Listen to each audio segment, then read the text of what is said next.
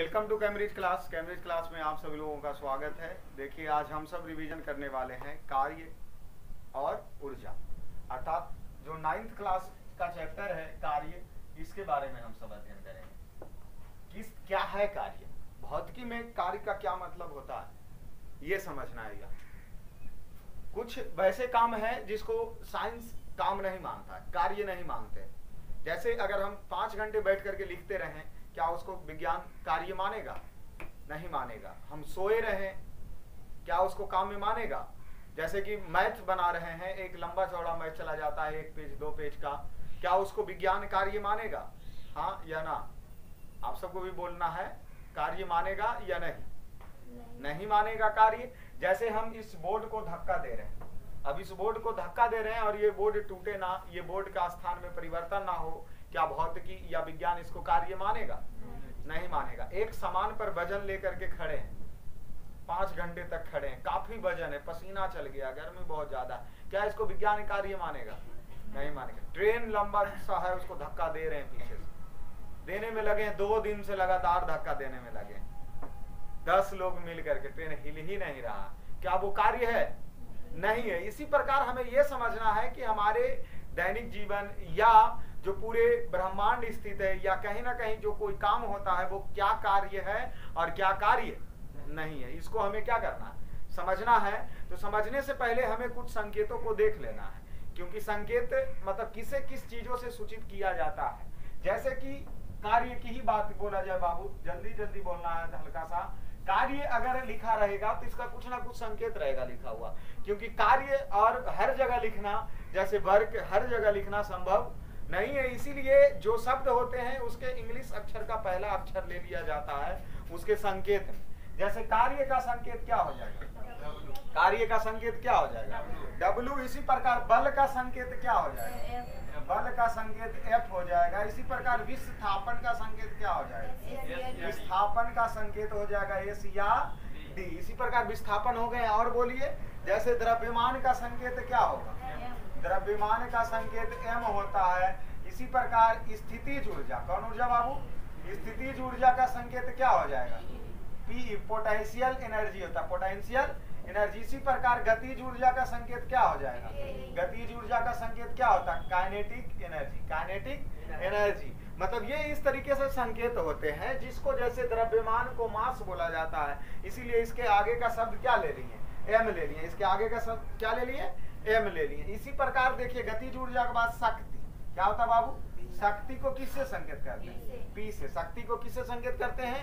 P से। इसके बाद और हम क्या बताते संकेत में? समय और वेग। समय और, तो समय का इंग्लिश वर्ड क्या होता है? टाइम, इसीलिए इसको T से। और वेग का इंग्लिश वर्ड क्या होता है? V। वेग क्या हो गया? वेलोसिटी, जो कि V इसका हो गया संकेत। क्या हो गया? V इसका संकेत हो गया। इतना संकेतों को हमें फिजिक्स से समझने से पहले याद होना चाहिए इस चैप्टर में, कार्य में, क्योंकि सबका प्रयोग कहीं ना कहीं फार्मूला में किया जाएगा। उस समय जिस समय किया जाएगा उस समय समझ जाना है कि क्या सर लिखे हैं, क्या सर लिखे हैं। जैसे एक बार फिर से रिवीजन कर लीजिए। कार्य को W, बल को, विस्थापन को, द्रव्यमान को, स्थितिज ऊर्जा, गतिज ऊर्जा, शक्ति P, शक्ति टाइम, और वेग भी। इस प्रकार हो गए। कुछ इसमें आपको फार्मूला भी मिलेगा, कुछ इसमें आपको क्या मिलेगा?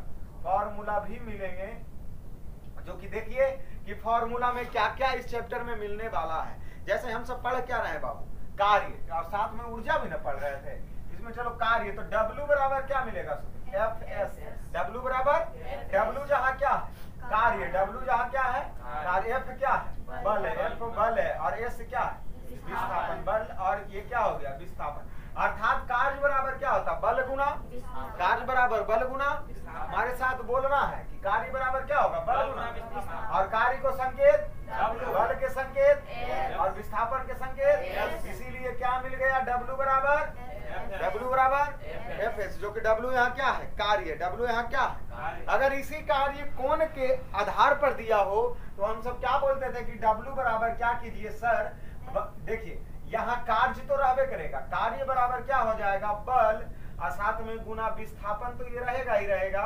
और विस्थापन के बाद यहाँ कॉस क्या लगा दीजिए? थीटा। कॉस क्या लगा दीजिए, मतलब अगर कोण में कार्य हुआ हो, जैसे कि तिरछा कार्य हुआ हो, कोई कोण दिया हो, तो वहां हम सब डब्ल्यू कार्य को किससे लिखते हैं, डब्ल्यू को बल को, अब विस्थापन को, इसको कॉस, कॉस डब्ल्यू बराबर क्या निकल गया बाबू, F S cos theta, F S cos theta, F S क्या निकल गया, कॉस थीटा निकल गया। इसी के साथ यहाँ पर इसमें कार्य एवं ऊर्जा, मतलब कार्य का तो यही फार्मूला निकलेगा, इतना ही।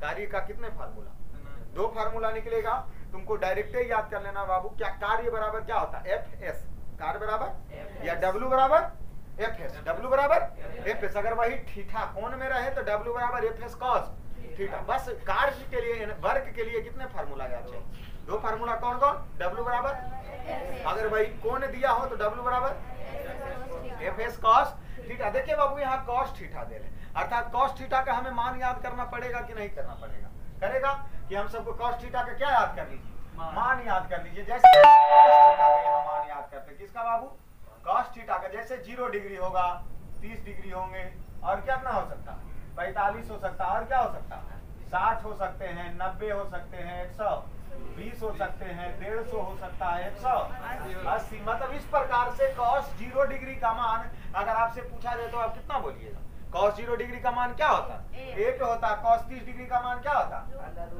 √3/2। cos 45 डिग्री का मान क्या होता है, 1/√2। cos 60 डिग्री का मान क्या होता है, 1/2। cos 90 डिग्री का मान क्या होता है, 0। cos 120 डिग्री का मान क्या होता है, -1। और cos 1/2 माइनस, मतलब cos 120 डिग्री का -1/2, और 130 मतलब 150 डिग्री का कितना होता है, -3/√2। और cos 180 डिग्री का मान क्या होता है, -180। देखिए अर्थात यहाँ cos थीटा दिया हुआ बाबू, अगर 0 रहे, 30 रहे, 45 रहे, 60 रहे, 90 रहे, 20 रहे, 150 रहे, या 180 रहे, इसी प्रकार हमसे पूछा जाए कि cos 0 डिग्री का मान कितना होता। एक होता है cos 30 डिग्री का मान कितना होता, √3/2 होता है। cos 45 डिग्री का मान कितना होता, 1/√2। cos 60 डिग्री का मान क्या होता, 1/2 होता। cos 90 डिग्री का मान क्या होता, 0 होता। cos 120 डिग्री का मान क्या होता, -1/2। और cos 150 डिग्री का मान क्या होता, -√3/2। और cos 180 डिग्री का मान क्या होता है। आप सब देखिए बाबू, यहाँ 90 के बाद जैसे ही हम सब गए, सब मान कोची में आ रहा, सब मान किस में आ रहा, माइनस में। देखिए इधर का मान हमें याद रहता है, लेकिन उस तरफ का भूल जाते हैं। देखिए इसको याद करने के लिए एक हम शॉर्ट तरीका बताते हैं कि जैसे अगर आपको 60 डिग्री का मान याद है, तो इसका cos 60 डिग्री का 1/2 प्लस में होगा, और cos 120 डिग्री का मान -1/2 होंगे, -1/2। इसी प्रकार देख लीजिए यहाँ 30 डिग्री cos 30 डिग्री का मान, और यहाँ 150 डिग्री का मान में माइनस लगाकर सिर्फ परिवर्तन कर दिया। मतलब 60 का 120, 60 का, और cos 60 का मान 1/2, और 120 का मान -1/2, और cos 30 डिग्री का मान मतलब √3/2, और इधर 150 डिग्री का -√3/2। इसी प्रकार यहाँ 1 देख लीजिए और 180 देख लीजिए, दोनों में परिवर्तन 1 और -1 का, 1 और -1 का। इसी प्रकार हम सब फिर से इसको रिवीजन कर लेते हैं कि cos 0 डिग्री का मान 1 होगा, cos 30 डिग्री का मान √3/2 होगा, cos 45 डिग्री का मान 1/√2 होगा, और cos 60 डिग्री का मान 1/2 होगा, और 90 का मान 0, और 120 का मान -1/2, और cos 150 डिग्री का -√3/2, और cos 180 डिग्री का मान -1 होगा। इसी प्रकार हम cos का मान याद कर लिए। अब यहाँ तक जब इसको याद कर लिए, अब आते हैं ओरिजिनल चीज बाबू, कार्य। कार्य को हमें समझना है पहले, क्या है कार्य, और क्या है जो हम कार्य को मानते हैं, और कौन से काम को हम कार्य नहीं मानते हैं, जो हमें क्या करना है यहाँ समझना है। तो देखिए उसको समझने का प्रयत्न करते हैं। क्या है कार्य और क्या कार्य नहीं है, क्या कार्य है और क्या कार्य नहीं। देखिए कार्य के बारे में कहा जा रहा है बाबू कि जब आप किसी वस्तु को बल लगाते, किसी वस्तु पर क्या लगाते हैं, बल लगाते हैं, तो उसके स्थान में परिवर्तन होना चाहिए। सुन लीजिए, कहा यह जा रहा है बाबू कि कार्य हम तभी मानेंगे, मतलब भौतिकी के हिसाब से कार्य हम तभी मानेंगे जब उस वस्तु पर बल लगाया जाए, उस वस्तु पर क्या किया जाए, बल लगाया जाए, और उसके स्थान में कुछ क्या होना चाहिए, परिवर्तन होना चाहिए। जब तक कि वस्तु के स्थान में परिवर्तन नहीं होगा, तब तक कार्य को समझा नहीं जाएगा कि वह कार्य नहीं हुआ है। जैसे कि देखिए हम ये स्केच यहाँ था रखा हुआ, मान लेते हैं ये एक टेबल है, क्या टेबल, इस टेबल पर यहाँ ये स्केच रखा था, ये स्केच क्या हुआ था, इस स्केच को हम बल लगाकर यहाँ ला दिए, मतलब ये पहले ए बिंदु पर था और इसको बल लगाकर कौन बिंदु पर ला दिए, मतलब ए से धक्का देकर कहाँ ला दिए, बी ला दिए। इसका इस स्केच का स्थान में क्या हो गया, परिवर्तन, मतलब यहाँ पर बल भी मिला और साथ में विस्थापन भी मिला, तो ये क्या हो गया, कार्य हो गया। ये क्या हो गया, कार्य हो गया। देखिए कार्य का सिंपल शब्दों में आपको परिभाषा जब याद करना होगा तो हम क्या बोलेंगे कि जब किसी वस्तु पर बल आरोपित किया जाता है तो उसके विस्थापन में परिवर्तन होते हैं और उसी को क्या कहा जाता, कार्य कहा जाता। उसी को क्या कहा जाता, कार्य कहा जाता। इसके एग्जाम्पल में क्या हम सब बोलते थे कि मेज पर रखी पुस्तक को उठाकर कुर्सी पर रख देना, क्या हो गया, कार्य हो गया। इस स्केच को अनवारी पर से उठाकर टेबल पर रख देना, क्या हो गया, कार्य हो गया। अब यहाँ से हम चलना शुरू किए या किसी वस्तु को पीछे खींच करके 2 किलोमीटर दूर पहुंचा दी, उस पर बल भी लगाए और विस्थापन भी हुआ, वो क्या हो गया, कार्य हो गया। अब ये हो गया, कार्य हो गया। कार्य क्या नहीं होगा, जो हम आपको बतलाते क्या है कि जैसे कि हम एक टेबल और चेयर, मतलब चेयर पे बैठ करके मैथ बना रहे हैं, 1 घंटा लगातार मैथ बनाए, जो कि लगभग 10 से 15 मैथ बना दी, काफी ज्यादा परेशानियां हो गया। क्या विज्ञान वो उसे कार्य मानता है, नहीं मानता है, क्योंकि वहां पर विस्थापन आपका नहीं है। वही चीज एक बड़ा सा पत्थर उठाकर सर पे रखे हैं, 1 घंटे से रखे हैं, पूरा परेशान हो चुके हैं, पूरा बॉडी थक चुका है, पसीना आ चुका है, क्या विज्ञान उसको कार्य मानेगा, नहीं मानेगा, विज्ञान उसको कार्य नहीं मानेगा। अब समझिए कि जैसे पेड़ है, पेड़ से आम गिर गया नीचे, क्या उसको विज्ञान कार्य मानेगा या नहीं मानेगा, मानेगा। क्यों, क्योंकि पेड़ पर से आम जब गिरा तो उसकी कुछ ना कुछ विस्थापन तय हुआ और पृथ्वी उसको कौन बल के कारण, गुरुत्वाकर्षण बल के कारण उसके अपने तरफ खींचा, इसीलिए वहां कार्य होगा।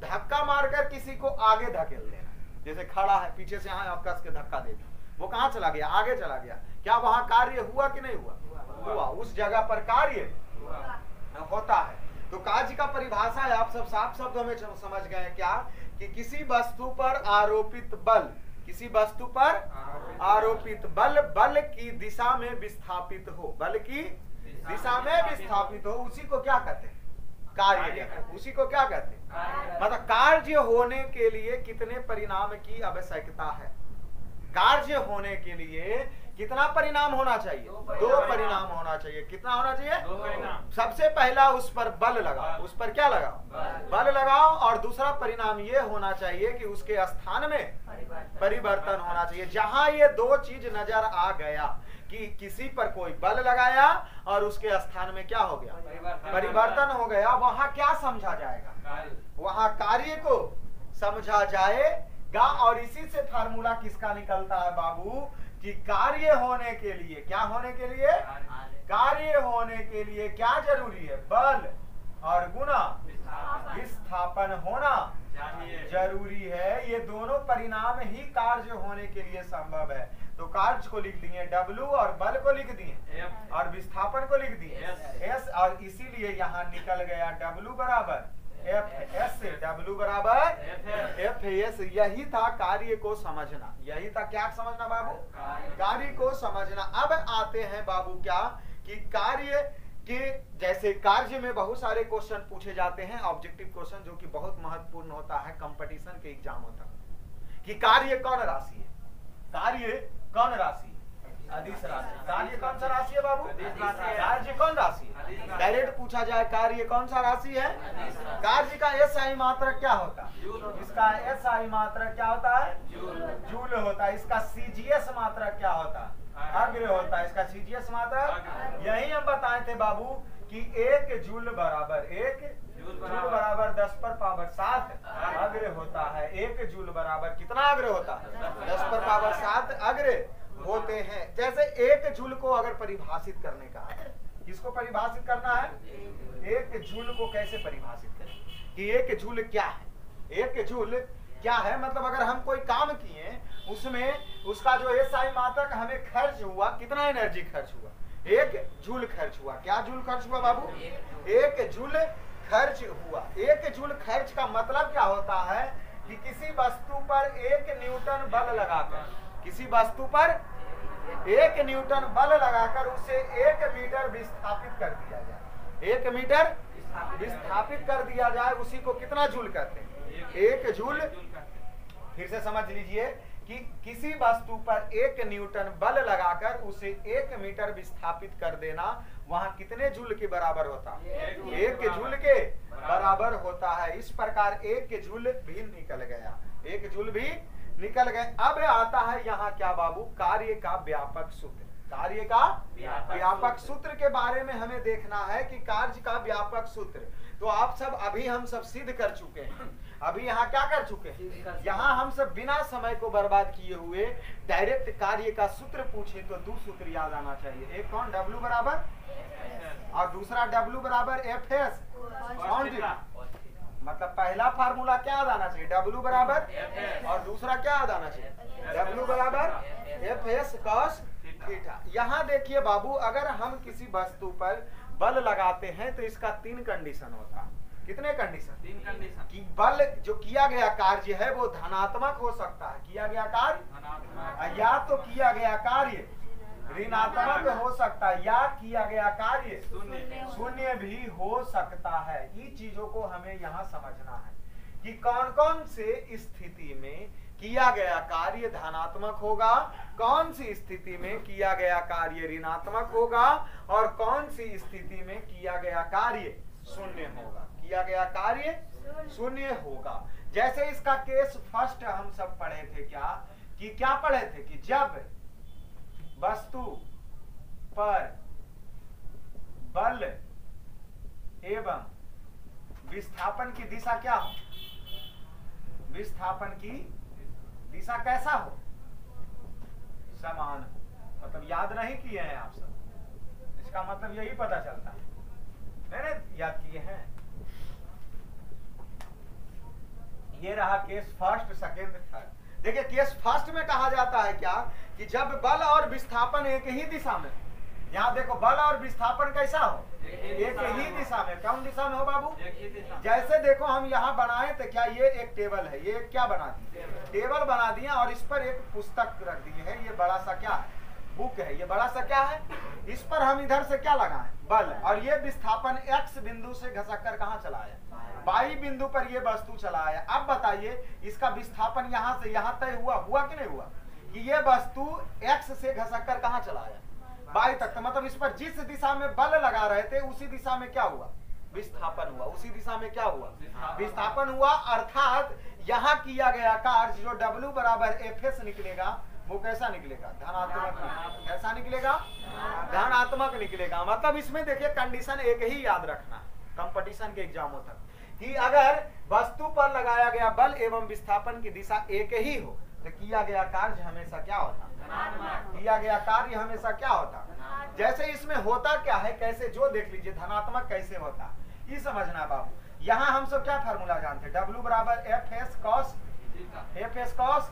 जब एक ही दिशा में है तो थीटा का मान 0 डिग्री होगा। थीटा का मान। अब यहाँ देखिए W बराबर बाबू F और S, और cos थीटा का मान कितना रखते हैं? 0 डिग्री। और W बराबर FS, और अभी हम आपको याद करवाए हैं कि cos 0 डिग्री का मान कितना होता है? 1 होता है। cos 0 डिग्री का मान, यहाँ बताइए क्या निकल गया? ये धनात्मक निकला कि ऋणात्मक? तो ये क्या निकल गया? धनात्मक। क्या निकल गया? मतलब अर्थात जब थीटा का मान 0 डिग्री है तो किया गया कार्य हमेशा कैसा होगा? धनात्मक होगा। किया गया कार्य हमेशा। इसमें याद क्या रखना था बाबू कि जब वस्तु पर बल एवं विस्थापन एक, मतलब वस्तु पर कोई पर बल लगा रहे हैं उसका विस्थापन एक ही दिशा में हो तो किया गया कार्य हमेशा क्या होगा? धनात्मक होगा। किया गया कार्य। अब दूसरा कंडीशन में क्या बताए थे कि बल एवं विस्थापन, बल एवं विस्थापन आपस में कैसा संबंध बना? लंबवत हो, परस्पर। देखिए बाबू यहाँ क्या बोले थे? परस्पर लंबवत हो। लंबवत हो मतलब लंब बनाया, अर्थात थीटा का मान कई डिग्री? 90 डिग्री। जैसे ये देखिए कोई वस्तु था, ये कोई, इसको हम सब बोले क्या थे कि जैसे देखिए ये मान लेते हैं एक पृथ्वी, एक क्या पृथ्वी, इस पर एक बल लग रहा है गुरुत्वाकर्षण बल। इसे हम वस्तु को उठा करके यहाँ रखें, वस्तु को उठाकर कौन बिंदु? ए बिंदु पर रखें, यहाँ कै डिग्री का कोण बना। जैसे अर्थात यही ना कहा जाता है कि पृथ्वी पर से कोई वस्तु इस स्केच को हम 90 डिग्री पर यहाँ पर उठा के पकड़ ले। अब बताना किया गया कार्य क्या होगा, यहाँ कार्य होगा या नहीं होगा, या धनात्मक होगा, ऋणात्मक होगा या शून्य होगा, जो समझना।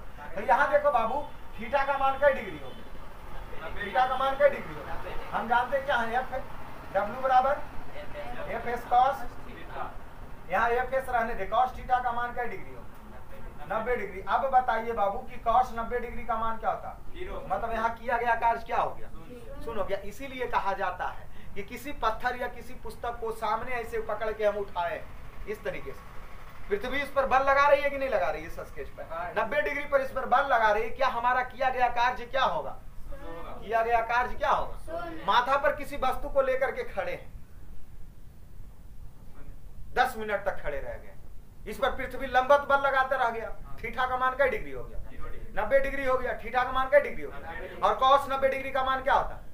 इसीलिए हमारा किया गया कार्य क्या हो गया, तो मतलब माथा पे लेके कोई वस्तु को 5 घंटा तक खड़े रहो, कोई वो कार्य नहीं होगा, कोई वो कार्य नहीं होगा। तीसरा स्थिति इसका क्या बताए थे कि जब बस बल एवं विस्थापन एक दूसरे के विपरीत, बल एवं विस्थापन, यहाँ देखिए क्या बताए थे बाबू, बल एवं विस्थापन एक दूसरे के विपरीत हो, एक दूसरे के विपरीत हो। मतलब कहने का मतलब ये हो रहा है कि अगर इस टेबल पर कोई वस्तु रखा हुआ है, इस वस्तु को हम आगे ढकेल रहे हैं, आ जा रहा है कहाँ, पीछे ढकेले आगे, फिर कहाँ चलाया, जैसे स्प्रिंग वगैरह होता है ना, बहुत सारे ऐसे चीज होते हैं, किसको हम आगे चाहेंगे तो वो कहाँ चलाता है, मतलब यहाँ पर थीटा का मान कै डिग्री होगा, और हम डब्ल्यू बराबर क्या जानते हैं, एफ एस कॉस, और डब्ल्यू बराबर एफ एस को रहने दो, और कॉस थीटा का मान कै डिग्री 100, और हम जानते क्या है बाबू, एफ एस और कॉस 180 डिग्री का मान -1, अर्थात यहाँ किया गया कार्य क्या हो गया, ऋणात्मक, किया गया कार्य क्या हो गया, ऋणात्मक हो गया। यहाँ से क्वेश्चन को बहुत इंपॉर्टेंट बन जाता है कि किया गया कार्य ऋणात्मक कब होगा, जब थीटा का मान कै डिग्री, किया गया कार्य शून्य कब होगा, जब थीटा का मान कै डिग्री, किया गया कार्य धनात्मक कब होगा, जब थीटा का मान कै डिग्री, 0 डिग्री। इस प्रकार हमारा कार्य निर्भर करता है, इस प्रकार हमारा कार्य निर्भर करता है कि किया गया कार्य धनात्मक हुआ, शून्य हुआ या ऋणात्मक हुआ। तो ये आज का क्लास कार्य पर चला, आज का क्लास किस पर चला, कार्य पर चला, जो कि कार्य को इतना ही समझना, तुम इसे 9th में समझ लो, 10th में नहीं पढ़ना है, 11th में समझ लो या कंपटीशन में जाकर समझो, लेकिन क्वेश्चन इतना से ही पूछेगा, इस बात का तय है, इस बात का क्या तय है कि क्वेश्चन इतना से ही पूछता है एग्जामों में। तो आज हम सब इस वीडियो में इतना तक ही, फिर मिलेंगे अगले वीडियो में अगले टॉपिक्स के साथ।